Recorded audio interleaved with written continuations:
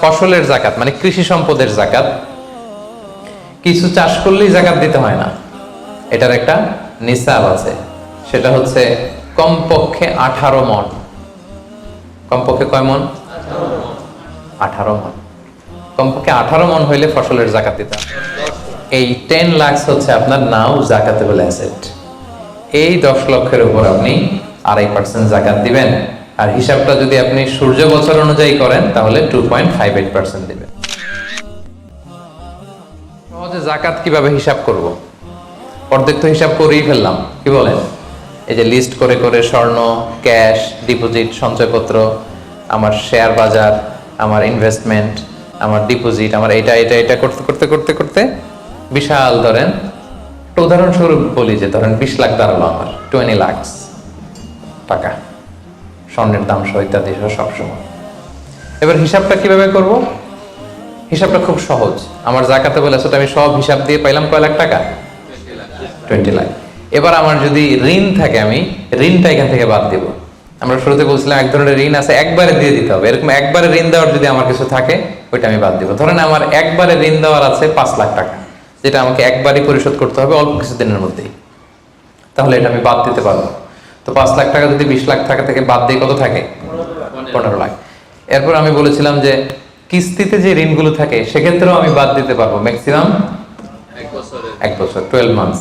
ধরেন যে বড় একটা কিছু আমি কিনেছি, সেখানে 12 মাসের আমার যে ঋণ, সেই ঋণ আসতেছে ধরেন যে কিস্তিতে, ধরেন আরো 5 লাখ, তাহলে কত বাদ গেল? 5 এ 5 10 লাখ, থাকলো কত? এই 10 লাখ হচ্ছে আপনার নাও জাকাতেবল অ্যাসেট। এই 10 লক্ষের উপর আপনি 2.5% জাকাত দিবেন। আর হিসাবটা যদি আপনি সূর্য বছর অনুযায়ী করেন তাহলে 2.58% দিবেন। সহজ হয়ে গেছে না মোটামুটি? হ্যাঁ, মোটামুটি সহজ হয়েছে না? এরপর এক একজনের এক এক ধরনের বিজনেস, এক এক ধরনের কোশ্চেন থাকবে। এটা পার্সোনালি কোনো মুফতির কাছে বা যে কোনো স্কলারের কাছে আপনার পার্সোনাল আলাদা করে হিসাব করা লাগলে এটা করে নেবেন। কিন্তু ওভারঅল জাকাতের কিভাবে ক্যালকুলেট করতে হয় এবং প্রসেসটা কি, রাইট প্রসেস, এটার একটা ধারণা তো আপনার পেয়েছেন নাকি? বুঝতে পারছেন না সবাই? আচ্ছা, এরপরে বলেছিলাম ফসলের জাকাত মানে কৃষি সম্পদের জাকাত। কিছু চাষ করলেই জাকাত দিতে হয় না, এটার একটা নিসাব আছে।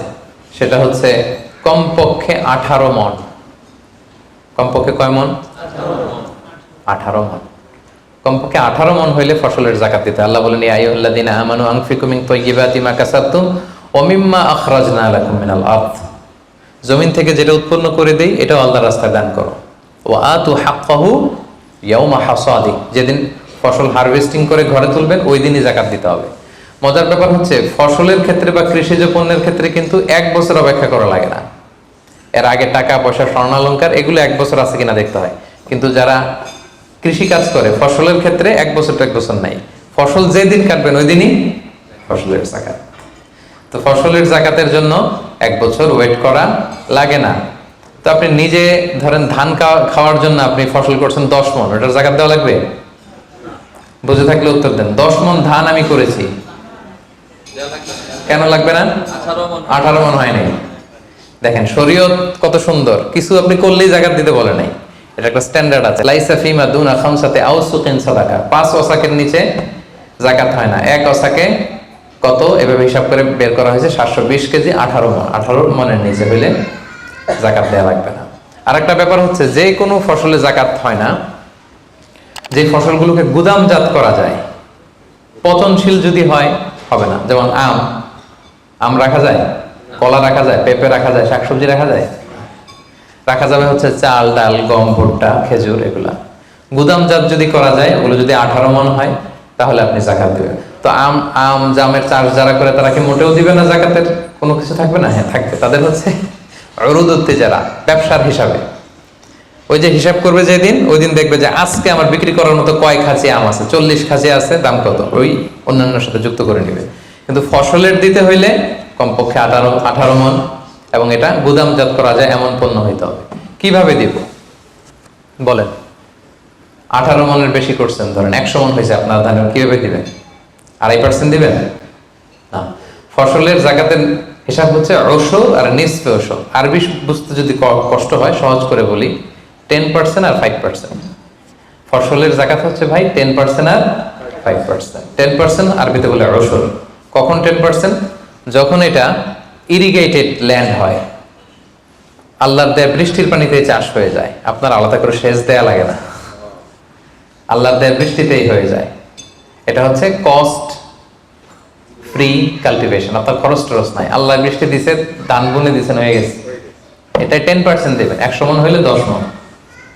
আরেকটা হচ্ছে আপনার সেচ দেয়া লাগে, এটা হচ্ছে কস্ট বেসড ইরিগেট কাল্টিভেশন, আপনার সেচ দেয়া লাগে, কীটনাশক দেয়া লাগে, রাসায়নিক সার দেয়া লাগে, নিড়ানি দেয়া লাগে, এই করা লাগে সেই করা লাগে, আপনার খরচ বেশি। ওইখানে 10% না, ওখানে দিবেন কত পার্সেন্ট?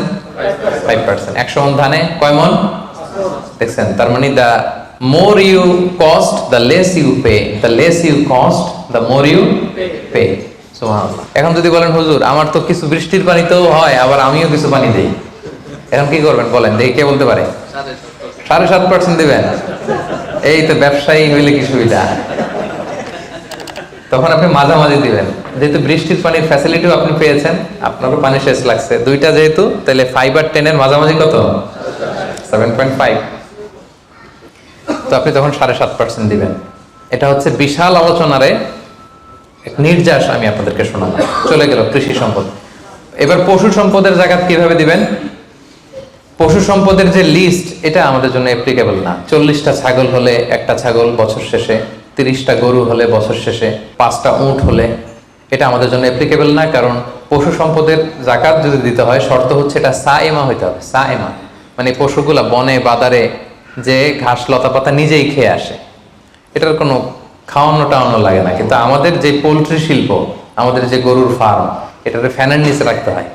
অস্ট্রেলিয়ান গাভী যারা পালে দেখবেন উপরে ফ্যান, যে দারোয়ান ওর ফ্যান নাই, কিন্তু গরুর উপরে ফ্যান, কারণ এই বাতাস না খেলে ওটা বাঁচবে না। ওইটারে ইঞ্জেকশন দিতে হয়, ওইটারে এই দিতে হয়, ওইটারে ভুসি খাওয়াও, ওইটারে এই খাওয়াও। তো এই পোলট্রি শিল্প, হ্যাচারি শিল্প, দুধের বিজনেস যারা করে, তাদের আসলে রাসূল সাল্লাল্লাহু আলাইহি ওয়াসাল্লাম যে পশু সম্পদের জাকাতের যে লিস্ট বলেছেন, ওইটার আওতাভুক্ত হবে না। তো তারা কি কোনো জাকাত দিবে না? দিবে। ওই যে উরুদুত্তি যারা ব্যবসায়ের পণ্য হিসেবে, আমি দুধ বিক্রি করি, সো আজকে যখন আমি হিসাব করব, আমি দেখবো যে আমার কত লিটার রেডি টু সেল, জানলাম যে 300 কেজি আজকে আমার দুধ আছে, এটা বিক্রি হবে, এটার দাম কত, এটা আমি যোগ দিয়ে দিব। জাকাতে বলে অ্যাসেট যত আছে এগুলোর সাথে যোগ দিয়ে হিসাব করবো। বুঝতে পারছেন? সহজ হয়ে গেল না?